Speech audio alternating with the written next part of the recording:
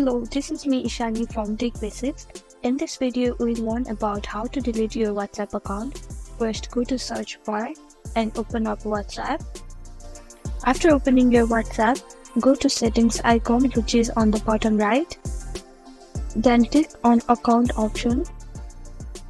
Here you have an option delete my account. Click on it. Here, because you have used your phone number to sign up your WhatsApp account, you will need to enter that same phone number again to delete your account. So type in your phone number. Now press on delete my account. Then it's going to ask for your feedback, which is optional, so you can simply click next. Now it will again ask for reconfirmation. Then press delete my account. Then you have successfully deleted your account.